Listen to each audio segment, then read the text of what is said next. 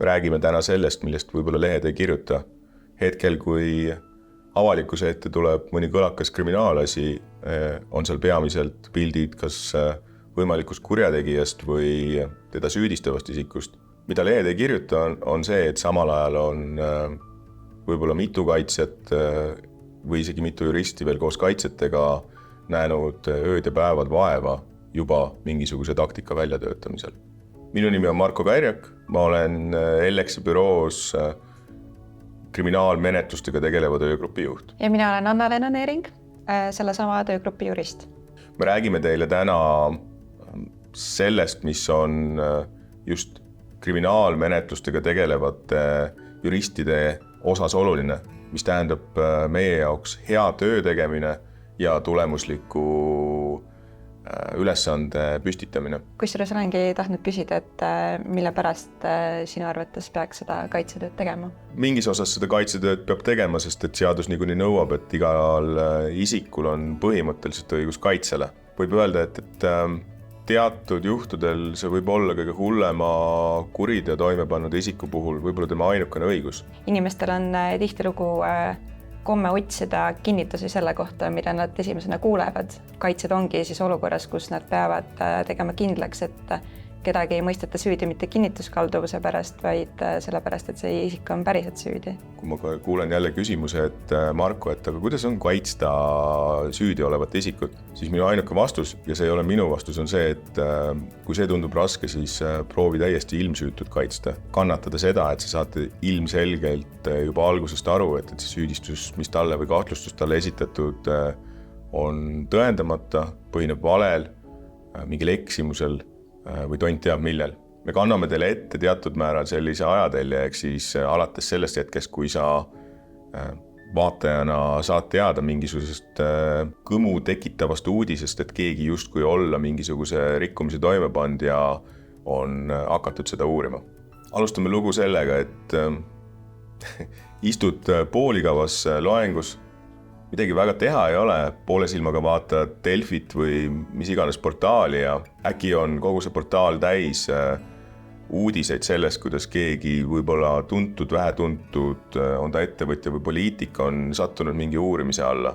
Samal ajal taustal on uudis, et poole tunni pärast prokuratuur korraldab pressikonverentsi. Sul isegi tekib huvi seda vaadata. Mida sa tol hetkel paned tähele, on see, et räägitakse võib-olla 3 või 4 osapoolest. Riik, prokuratuuri näol, kes esitab süüdistuse, on kindlasti ka see võimalik toimepanija, on ta kahtlustatav, on ta tegelikult kuriteo toime pannud, on alles edasise menetluse ese. Kuskil taustal on ka võib-olla kohus, kes juba on hakanud mingeid otsuseid tegema ja kindlasti ka politsei, kes on suure töö ära teinud. Aga seda pilti sellest kaitsjast või mingitest tema nõustajatest sa tol hetkel ei näe. Seesama portaal ei kajasta ja võib-olla sa ei saa mitte kunagi teada, on see, et sellistes mahukates asjades tegelikkuses selle isiku taga olnud juba nädal, 2 mitu advokaati, juristi, tiimiliiget, kes on ennast salgavalt püüdnud välja töötada kaitsetaktika, püüdnud muulgas valmistada ette ka seda, et kuidas seda avalikkuse ees uudist peaks kajastama ja nii edasi ja nii edasi. Ja väga sageli see, mis otsustatakse selle inimese esmase nõu raames, kes kahtlustuse on saanud, on välja kujundatud mõne tiimiliikme poolt, kes on tegelikult see päris töötegija. Ja siia tuleb mängu Anna. Ma ei ütleks, et tööd teen ainult mina, nagu ta väitis, et Marko teeb kindlasti ka, aga see Anna, see siis kujutatav inimene, kes väidetavalt kõik töö ära teeb. Tema ülesanne on siis koguda informatsiooni ja saada siis nagu seisudest pilt ette, et kas meil on üldse vastuväiteid, mis on toimunud, mis on selle kahtlustuse sisu, kas selle kohta on kohtupraktikat. Alguses seda informatsiooni on nagu väga vähe. Me toimetame pimeduses ja see kujutatav inimene Marko, tema on see, kes saab selle informatsiooni esimesena kätte ja mina kujutatav inimene Anna, kes selle töö justkui peaks ära tegema, olen see, kes saab selle informatsiooni Markolt, aga Markol on samal ajal ka väga kiire, tal on nagu seesama kaasus, aga ka teised asjad, mis on võib-olla meie büroos juba aastaid sees olnud ja siis selles olukorras tulebki siis teha need õiged otsused ja panna mingisugune analüüs kokku, mis toetaks seda nii-öelda väljapoole sõnavõttu ja meie positsiooni juba alguses, sest et see on tegelikult selline päevade küsimus. Kui see tundub praegu midagi lahedat ja väga idealistlikku, siis tegelikkuses see ei ole mitte isegi kaevikusõda, vaid see on relv käes, udus ringi jooksmine. Sest et selles alguse faasis on meie võib-olla vaeva näinud paar nädalat, aga riik on vaeva näinud võib-olla aastaid. Me oleme täies ulatuses nii-öelda vähemuses. Väga sageli oleme mina, Anna, mõned kolleegid, kes veel selle valdkonnaga tegelevad või selle kaasusega tegelevad. Ja meie vastas on 10 politseinikku, kõrgelt kvalifitseeritud politseinikku, 2 prokuröri. Nad teavad kõik meist rohkem, nad teavad võib-olla midagi juba aastaid. Ja tol hetkel kõik, mis mul on põhimõtteliselt see informatsioon, mis tuleb Anna käest. Et Anna, mis ma teen? Your call. Kuidas me otsustame seda?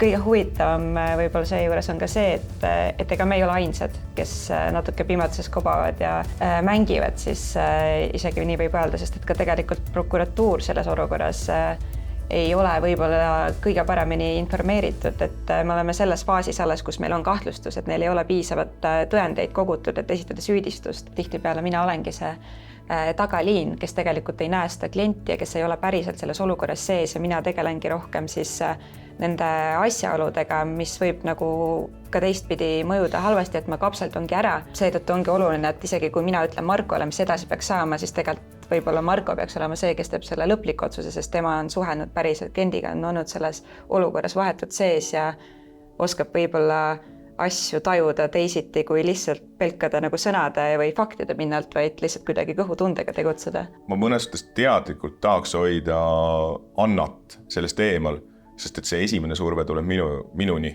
ja mina pean seda mitigeerima. Teades ka seda, kui raske tegelikult selles pimeduse kobamise situatsioonis on omakorda Annal, kes peab mulle tegelikult andma mingi sisendi, mille pealt mina pean otsuseid tegema. Olukorras, kus sul võib-olla mitte midagi muud ei olegi kui ainult mingi algne teave, on väga suur roll edasisel menetlusel selles, mis sa ütled avalikkuse ette. Ja väga sageli sellisel juhul mingiks perioodiks selle kohtueelse menetluse esimestes üsna ränkades faasides läheb see rõhuasetus hoopis üle teistele nõustajatele, ehk siis PR-nõustajatele, mis lausega esitab ja mis lausega esined.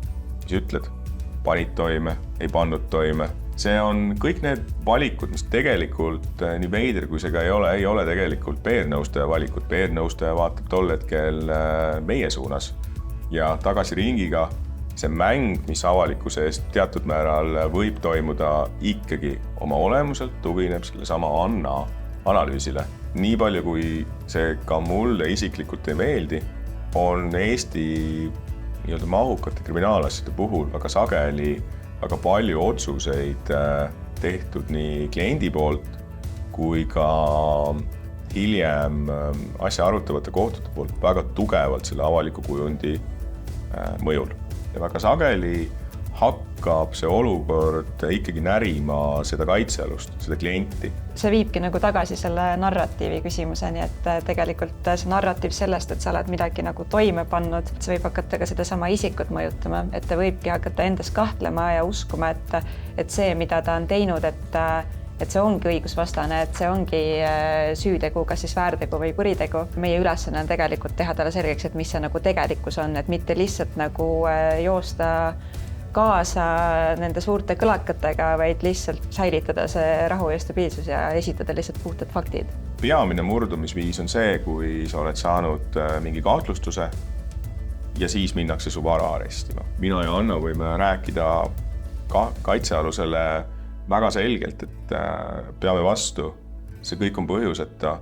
Meil on väga head šansid, me peame lihtsalt vastu pidama, siis hetkel, kui kohus tema vara arestib, on väga sageli see koht, kus esimest korda saavutatakse see, mida prokuratuur tahab, ehk siis isik otsib kiiret nii-öelda lõppmängu, ehk siis kiiret kokkulepet, et see menetlus lõppeks. Seda enam peab hakkama siis see nii-öelda tagaliin kaitsemeeskonnas siis tegutsema ja võtmagi siis rahulikult selle aja tihtipeale sellel inimesel, kes tegeleb siis selle varaaresti küsimusega, tal on natuke kauem aega süveneda, ta vaatabki ainult seda ühte kitsast nagu juppi ja ka selles nagu valdkonnas on selles mõttes rohkem praktikat ja rohkem argumente leida ja siis need argumendid jõuavad siis näiteks minuni, see, kes on nagu nii-öelda laiemalt see tagaliini, ma ei tea, koordinaator või kuidas seda nimetada ja siis saame need esitada Markole, kes siis omakorda peab siis meie võimalused nii-öelda kommunikeerima ju sellele isikule, kes on sellele kriminaalmenetlusele allutatud. See kõik eeldab tegelikult seda, et sa pead olema seda mõnda aega teinud,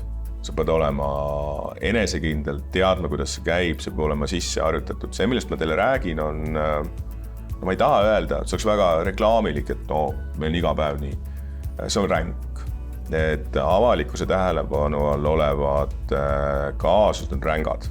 Nad võtavad väga palju ressurssi, need on üsna pingelised.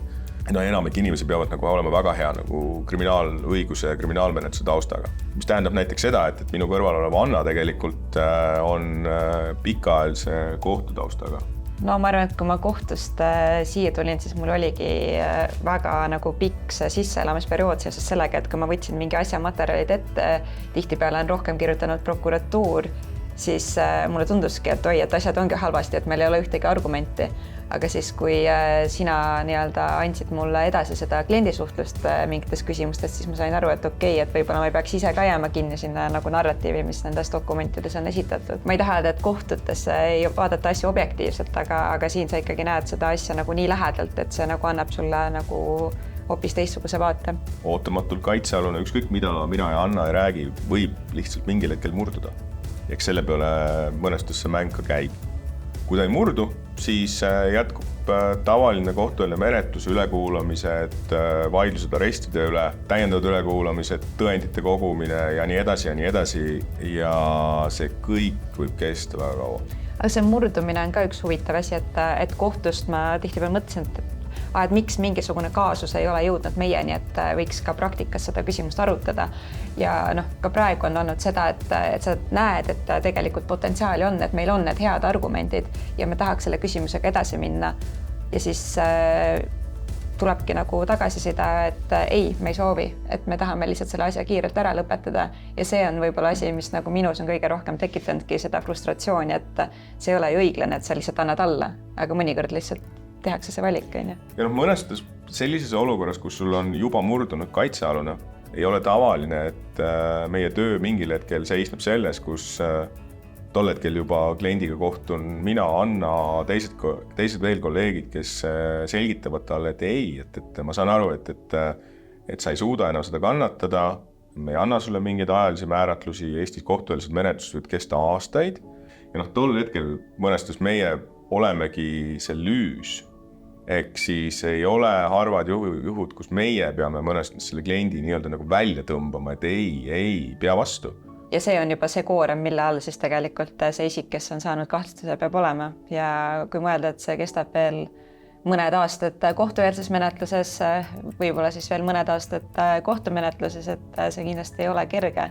Et võib-olla isegi teeks selles olukorras teistsuguse otsuse. Kui algus on väga intensiivne, siis aasta või 2 ei toimu selles menetluses mitte midagi. Meie jaoks see tähendab tavaline tööd, meil tulevad uued samasugused kaasused peale. See kõik on täpselt samamoodi, samad PR-nõustajad, sama avalikkuse tähelepanu, samad läbirääkimised prokuratuuriga ja nii edasi ja nii edasi.